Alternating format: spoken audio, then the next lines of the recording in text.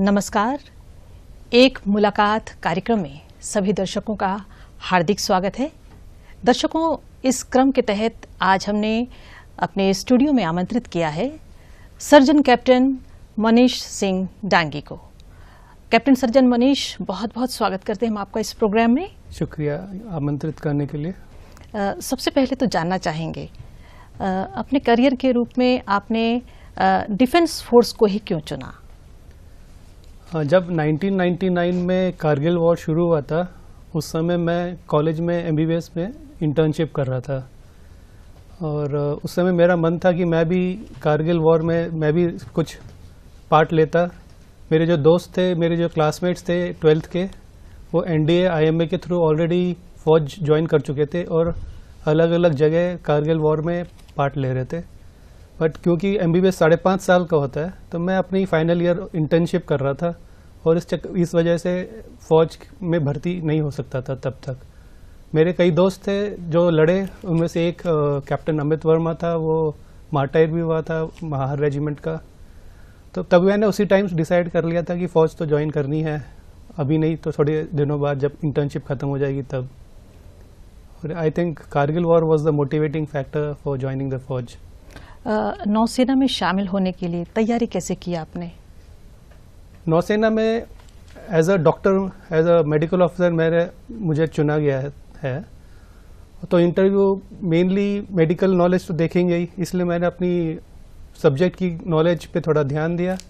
And since फौज में खाली मेडिसिन के अलावा बाकी चीज़ें भी होती है, तो फिटनेस और पर्सनैलिटी डेवलपमेंट, तो मैंने अपनी फिटनेस की तरफ थोड़ा ध्यान दिया एंड पर्सनैलिटी डेवलपमेंट के लिए जीके एंड बाकी तरीके से पर्सनैलिटी डेवलपमेंट की तरफ काम किया। जैसा कि अभी आपने कहा, करगिल वॉर से आप प्रेरित थे, तभी आपके मन में इच्छा जागी कि आपको डिफेंस फोर्स में जाना है। हाँ जी। बचपन से युवावस्था तक कभी आपके मन में नहीं आया कि मैं डिफेंस फोर्स में जाऊं? बचपन में तो यही था कि या तो एमबीबीएस करना है या इंजीनियरिंग करनी है, और इन दोनों की तैयारी चल रही थी। लकीली एमबीबीएस में हो गया तो मैंने एमबीबीएस ज्वाइन कर लिया। बट रियल चेंजिंग फैक्टर या जो मोटिवेटिंग फैक्टर था वो कारगिल वॉर ही था। आई थिंक हमारी जनरेशन वालों के लिए तो Kargil war would have been a big motivation for joining the फौज। तो आपके परिवार से कोई है जो डिफेंस फोर्स में काम किए हैं? नहीं, मेरे परिवार से कोई नहीं है। मैं पहला ही हूँ जिसने फौज ज्वाइन की है। अब बताइए आपकी जो पहली पोस्टिंग और आज तक के सफ़र और आपके अनुभव के बारे में। मेरा सफ़र जो फौज में रहा है, प्रोफेशनली और पर्सनली काफ़ी फुलफिलिंग रहा है।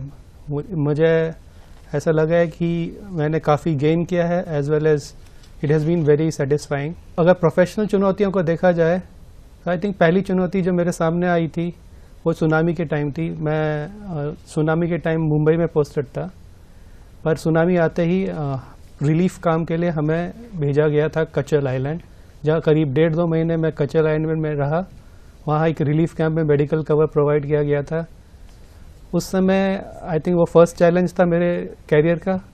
उसके बाद सिंस ये मेडिकल कोर जो है आर्मी का या आर्म फोर्सेस का, वो एक ट्राई सर्विस है। उसमें ऐसा नहीं है कि आप नेवी में हो तो नेवी में ही रहोगे।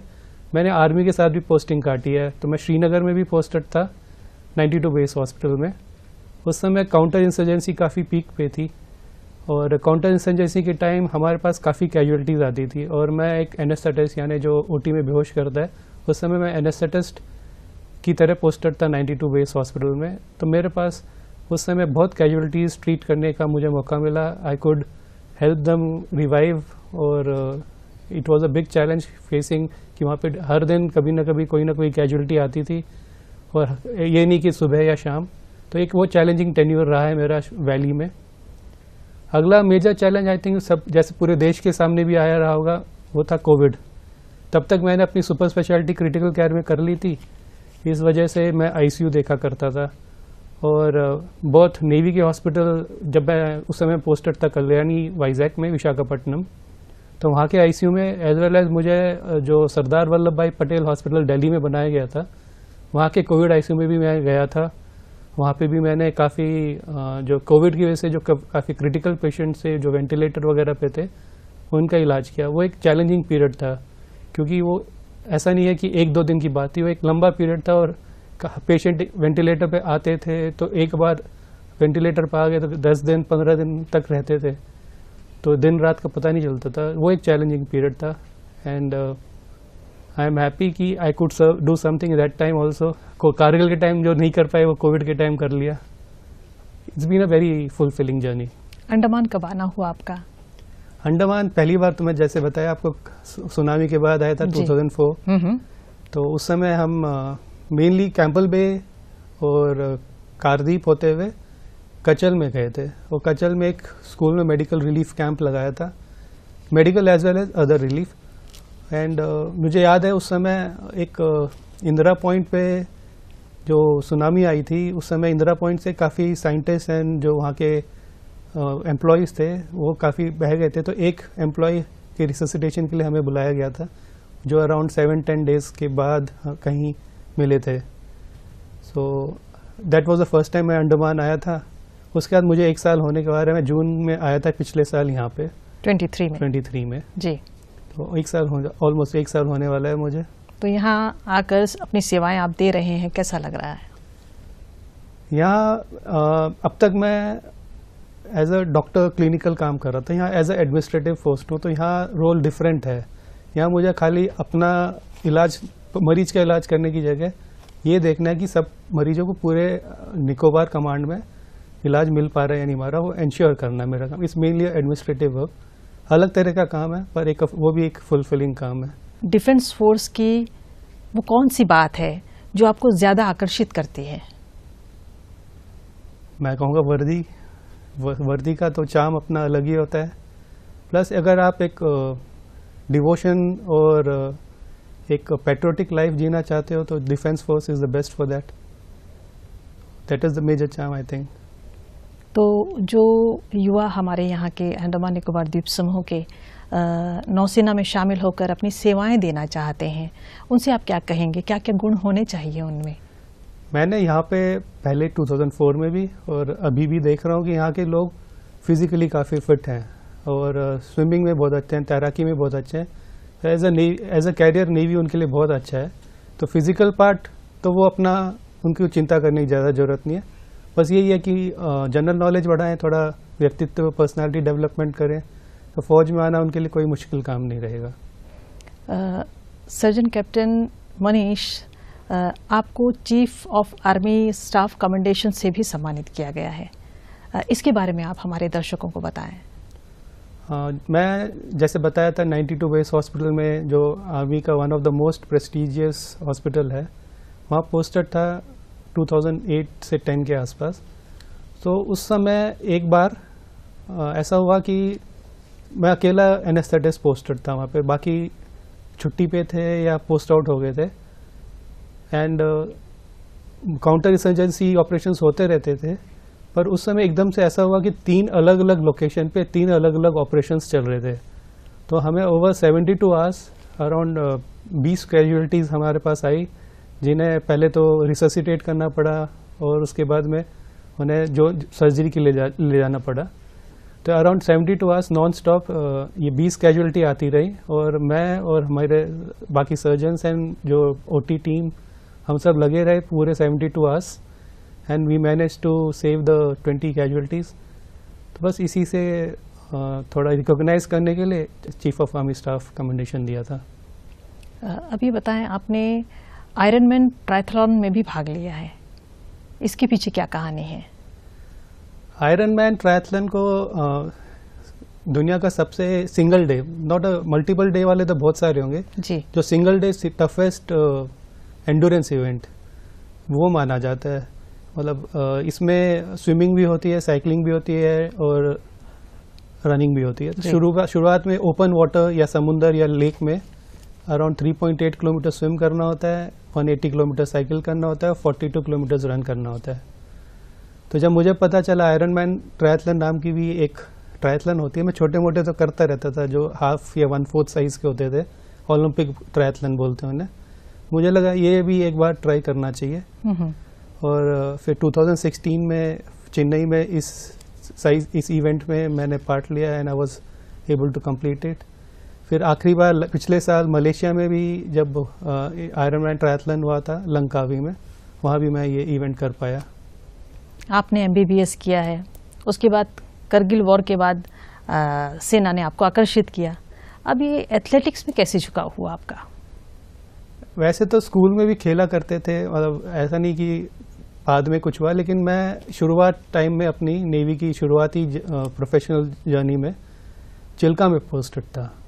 चिल्का एक सेंटर है जहाँ रिक्रूट्स से सेलर बनाए जाते हैं, ट्रेनिंग सेंटर है उनका। वहाँ मोटिवेट करने के लिए उन्हें साथ में उनके साथ क्रॉस कंट्री कॉम्पिटिशन्स और स्विमिंग, ओपन लेक, एक बड़ी लेक है चिल्का में, तो वहाँ ओपन लेक स्विमिंग हुआ करती थी। तो उनके साथ उनको मोटिवेट करने के लिए एज ऑफिसर्स एंड हम लोग भी ज्वाइन किया हम भी पार्ट लिया करते थे। मैंने रियलाइज कि इट्स अ गुड इवेंट और आई कैन, लेक स्विमिंग में भी काफ़ी अच्छी थी मेरी स्विमिंग, रनिंग भी, लॉन्ग डिस्टेंस रनिंग भी अच्छी थी, तो मुझे इसमें काफ़ी इंटरेस्ट जाग गया। लॉन्ग डिस्टेंस एथलेटिक्स तो था ही, लेकिन लॉन्ग डिस्टेंस एंडोरेंस इवेंट्स जो हैं उस समय ही मेरा शौक जाग गया था। स्कूलों की बात करते हैं, आपके स्कूली जीवन के कैसे थे आप पढ़ाई पे? पढ़ाई में मैं जनरली टॉपर ही रहा था, फर्स्ट सेकंड थर्ड में ही रहता था, तो पढ़ाई में तो मैं हमेशा से अच्छा ही था। और खेलों में भी आपने पार्टिसिपेट किया है? पार्टिसिपेट करता था जी।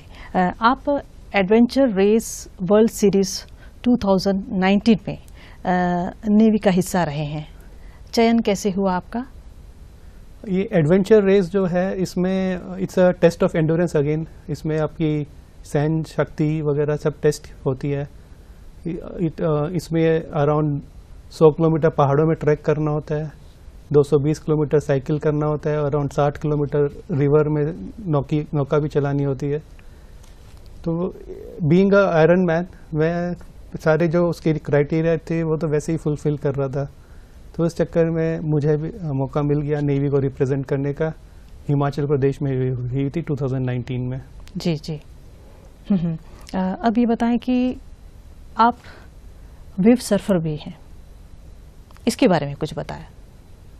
नेवी में हम हमेशा समुद्र के किनारे रहे हैं, तो और बचपन में हमने ओल्ड स्पाइस का एड भी देखा था। अच्छा। जिसमें एक वेव सर्फर सर्फिंग किया करता था। पर जनरली मैं वेस्ट कोस्ट पे था, तो वहाँ पे वेव्स इतनी अच्छी नहीं है कि सर्फिंग कर सकें, तो मेरी पोस्टिंग विशाखापट्टनम में भी, और विशाखापट्टनम की वेव्स जनरली ईस्ट कोस्ट की वेव्स बहुत बड़ी होती हैं, तो वहाँ पे मैंने थोड़ा नेट पे देखा तो पता चला यहाँ वेव सर्फिंग होती है, तो यूट्यूब पे कुछ वीडियोस देखे और उनको देखने के बाद एक सर्फबोर्ड सबसे पहले ख़रीदा, वो लेके समुंदर में चला गया, सर्फिंग स्टार्ट करने की कोशिश की, लकीली सीख गया। साथ में वहाँ पे कुछ लोकल सर्फर्स भी थे जो इंडिया को रिप्रेजेंट कर चुके हैं नेशनल सर्फिंग में, जैसे एक कल्याण करके एक है, एक चिन्ना है, तो वो भी मैंने देखा, वो भी बीच बीच में आते थे सर्फिंग करने। जी जी। उनसे दोस्ती हुई। एंडी भी था एक मेरा दोस्त, उन्होंने मुझे सर्फिंग के टाइम देखा, उस गाइड किया कि ऐसे करना चाहिए, स्किल्स ऐसे डेवलप करने चाहिए, तो इस तरह से मैं एक सर्फिंग में I can say good surfer बन गया। सर्फिंग के लिए कोचिंग कितना आवश्यक है? सर्फिंग आई थिंक एक फिजिकली डिमांडिंग स्पोर्ट है, इसमें एक तो बैलेंस चाहिए और एक ताकत चाहिए। ताकत इसलिए चाहिए कि आपको अपनी जो स्पीड है, वेव की स्पीड, उसको कैच करने के लिए आपको उसी ताकत से मैच करनी पड़ेगी अपनी स्पीड। तो आपकी स्विमिंग अच्छी होनी चाहिए और बहुत पावरफुल होनी चाहिए। मतलब आपको 30 सेकेंड्स या 1 मिनट की जो सर्फिंग, जो पैडलिंग करोगे, वो उसमें आपकी पूरी ताकत, हाई इंटेंसिटी टाइप है वो, उसको एक बार वो कर लिया तो ये नहीं कि आपने वेव पकड़ ली तो काम हो गया, उसके बाद आपको बैलेंस भी करना है, तो उसके लिए आपको एक स्ट्रॉन्ग बैलेंस, एक स्ट्रॉन्ग कोर चाहिए। तो it's I think one of the toughest sports में आएगा वेव सर्फिंग। कोचिंग के अलावा फिटनेस तो इसमें बहुत ज़रूरी है, खाली कोचिंग से नहीं हो पाएगा। जी जी। फिजिकली फिट भी रहना पड़ेगा। तो सर्फिंग के दौरान आपके जो अनुभव रहे हैं, अविस्मरणीय अनुभव, उसके बारे में और हमारे युवा दोस्तों को आप बताएं। 2022 की बात है, 10 अप्रैल डेट भी थी, उस समय मैं छुट्टी पे था, तो मैं संडे का दिन था, मैं और मेरे फ्रेंड्स चिन्ना, ये एंडी और एक और फ्रेंड राहिती, हम लोग सर्फिंग कर रहे थे समुद्र में, रिचुकंडा बीच विशाखापट्टनम में है। ऐसे सर्फिंग करते रहे तो सडनली दूर से लोगों की चिल्लाने की आवाज़ आई, करीब 200-300 मीटर दूर कुछ लोग चिल्ला रहे थे, तो हमें एहसास किया कि कोई लोग डूब रहे हैं, कोई टूरिस्ट हैं जो डूब रहे हैं। तो सर्फिंग में क्योंकि सर्फ बोर्ड तो हमारे पास था ही, तो हमने पूरी ताकत के साथ हम तीनों चल दिए उनकी तरफ, और वहाँ पहुँच के देखा तो 4 लोग थे जो एक रिप करंट होता है।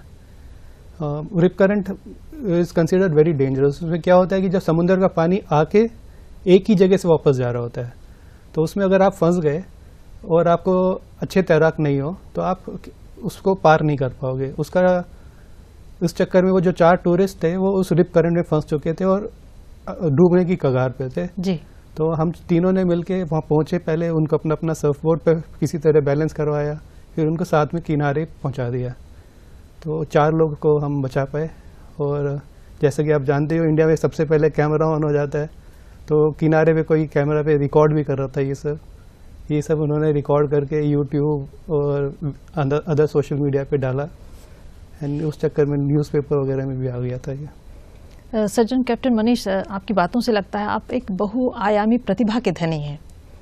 तो वर्क प्रेशर और आपका पैशन कैसे सामंजस्य बिठाते हैं आप? वर्क प्रेशर, मैं तो ये कहूँगा कि पैशन की वजह से ही वर्क प्रेशर झेल पाते हैं। और राधा मेरी तो सबके लिए सलाह रहेगी कि सबको कोई ना कोई पैशन ले लेना चाहिए, नहीं तो जो बर्नआउट होता है वो बर्नआउट वर्क की वजह से वो आपको कमज़ोर कर सकता है। तो दिस बर्नआउट से अगर बचना है तो अपना कोई भी पैशन ले लीजिए, ज़रूरी नहीं कि स्पोर्ट्स ही हो, कोई भी पैशन लीजिए, उसको फॉलो कीजिए, तो आप वर्क प्रेशर भी झेल सकते हो। लेकिन आजकल देखा जाता है कि हर पेरेंट्स चाहता है कि उनके जो बच्चे हैं वो पढ़ाई में ही आगे निकले, तो ऐसे में आप क्या कहना चाहेंगे उन अभिभावकों से? मैं ये तो नहीं कहूँगा कि पढ़ाई जरूरी नहीं, पढ़ाई तो नंबर 1 जरूरी रहेगी ही रहेगी हमेशा, पर पढ़ाई अकेली काफ़ी अच्छी नहीं है। बच्चे का ऑलराउंड डेवलपमेंट होना चाहिए, स्पोर्ट्स में, आर्ट्स में, कोई भी एक अच्छी हॉबी जिसमें उसका खुद का इंटरेस्ट है। हो सकता है कोई बच्चा पढ़ाई में इंटरेस्टेड नहीं हो लेकिन आर्ट्स में बहुत अच्छा हो, लेट हिम डेवलप दैट। आजकल हमारी टाइम की तरह नहीं है कि खाली MBBS करना है, इंजीनियरिंग करना है। आजकल तो इतने सारे एवेन्यूज़ हैं कि अगर वो बच्चा अपना पैशन फॉलो करे और उसमें बहुत अच्छा हो तो ही कैन डू वंडर्स। जरूरी नहीं कि वो खाली पढ़ाई करता रहे, उसमें पढ़ाई का टैलेंट है तो पढ़ाई जरूर करे। पर अगर पढ़ाई में कुछ लोग होते हैं जिनका दिमाग ऐसे होता है कि वो पढ़ाई नहीं लेकिन किसी और चीज़ में बहुत अच्छे हैं, तो उससे फ्लरिश करने देना चाहिए। आजकल ये नहीं है कि पढ़ाई सब कुछ है। I think avenues have opened up कि आप अपनी अगर पैशन को फॉलो करें तो भी आप सक्सेसफुल हो सकते हैं लाइफ में। कुछ अभिभावक ऐसे होते हैं कि उन्होंने अपने जीवन में उनकी जो इच्छाएं पूरी नहीं होती है वो अपने बच्चों पर थोप देते हैं। ये सबसे गलत बात है। बच्चे को अपने आप ही अपना डेवलपमेंट बच्चे को अपने हिसाब से करना चाहिए।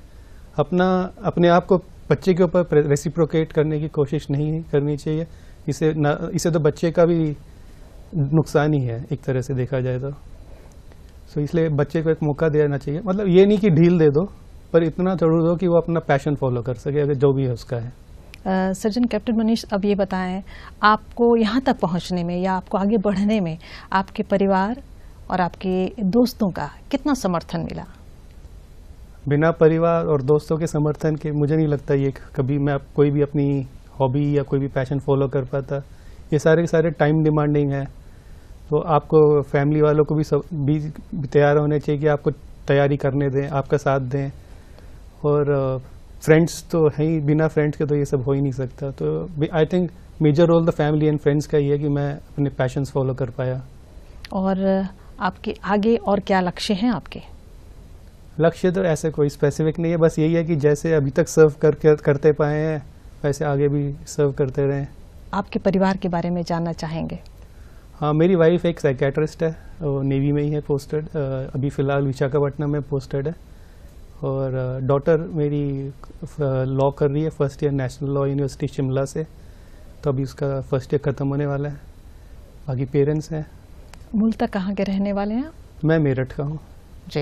ये उत्तर प्रदेश में दिल्ली से अराउंड 50 किलोमीटर दूर होगा। तो हमारे जो युवा साथी हैं यहाँ पे जो नेवी में शामिल होकर अपनी सेवाएं देना चाहते हैं, कृपया विस्तार से आप उनको बताएं कैसे वो शुरू से अपनी पढ़ाई करें। नेवी में अगर वो पहले तो उनका इंटरेस्ट होना चाहिए आने का। उसके लिए अगर वो चाहते हैं कि वो एक लाइफ जिए जिसमें देशभक्ति हो और एडवेंचर हो, साहस हो और डिसिप्लिन लाइफ जीना चाहें तो उन्हें ये नेवी का रास्ता ज़रूर चुनना चाहिए। बाकी वो जैसे मैंने कहा वो तो स्ट्रॉन्ग फिजिकली तो स्ट्रॉन्ग है ही, थोड़ा अपना जनरल नॉलेज बढ़ा दें, पर्सनैलिटी डेवलपमेंट करें। आजकल internet is a very strong medium, तो वो इंटरनेट पे जाके ढूंढते रहें कि कहाँ पे कौन सा एवेन्यू खुल रहा है, उस हिसाब से तैयारी करके ज्वाइन कर लें। कैसे तैयारी करें वो? तैयारी तो उन्हें अपनी पर्सनैलिटी डेवलपमेंट के ऊपर ही ध्यान देना और जीके, और बाकी तो मुझे लगता है फिजिकल फिटनेस में तो उन्हें कोई प्रॉब्लम नहीं आनी चाहिए। सब्जेक्ट्स वगैरह कौन से चूज करने चाहिए उनको 10th के बाद? वो डिपेंड करता है वो कौन सी एंट्री आना चाहते हैं। अगर वो इंजीनियरिंग के थ्रू आना चाहते हैं तो वो इंजीनियरिंग के सब्जेक्ट्स ले लें, अगर वो मेडिकल के थ्रू आना चाहते हैं तो पहले MBBS करें, डायरेक्ट ND के थ्रू आना है तो फिर वो ND की तैयारी स्टार्ट करें उसी समय। तो कौन सा ब्रांच, कौन सी स्पेशलिटी चूज़ करनी है, उस हिसाब से उन्हें तैयारी करनी पड़ेगी। बहुत से युवा ऐसे हैं जो इच्छुक तो हैं काम करने के, लेकिन जो अपॉर्चुनिटीज़ है, जो संभावना है, अवसर है, उसके बारे में उनको ज्ञात नहीं है। तो उसके बारे में तो मैं यही कहूँगा, internet is the best medium. और अगर रेगुलरली चेक करते रहें इंटरनेट पे तो उन्हें पता चलता है। आजकल तो हर चीज़ जो फौज किसी भी, नॉट जस्ट नेवी, एयरफोर्स भी है, आर्मी भी है, सब कहीं भी ज्वाइन करना चाहें तो इंटरनेट पे आता रहता है। तो उन्हें वो देखते रहना चाहिए कि उनके शौक के हिसाब से, उनके इंटरेस्ट के हिसाब से वो कौन सी सर्विस ज्वाइन करें और कौन सी ब्रांच ज्वाइन करें।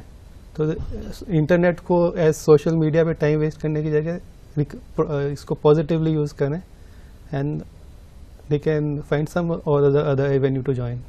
सर्जन कैप्टन मनीष, देखिए डिफेंस फोर्स में काम करने के लिए सबसे पहले डिसिप्लिन की ज़रूरत होती है, आदमी डिसिप्लिन होना चाहिए।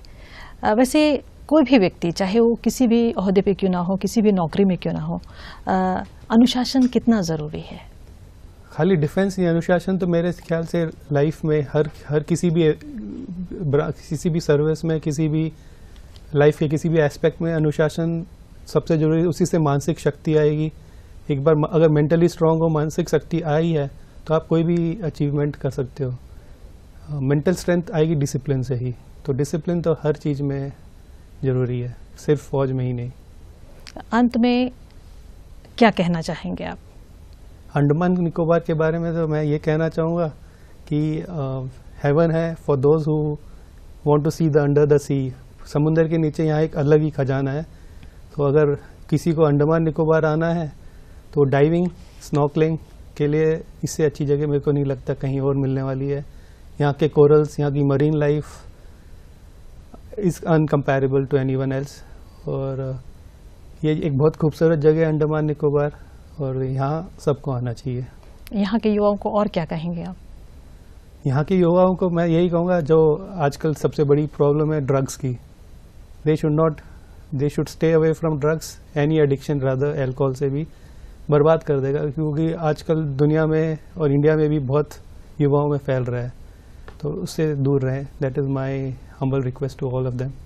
तो सर्जन कैप्टन मनीष सिंह डांगी, आज आप कार्यक्रम में आए। हम समझते हैं कि हमारी जो बातचीत हुई है, हमारे युवाओं को काफ़ी जानकारी मिली होगी जो नौसेना में शामिल होकर अपनी सेवाएं देना चाहते हैं। आज आप कार्यक्रम में आए, बहुत बहुत धन्यवाद। धन्यवाद आपका बुलाने के लिए। तो दर्शकों, एक मुलाकात कार्यक्रम के अगले अंक में आपसे फिर हमारी मुलाकात होगी। तब तक के लिए नमस्कार।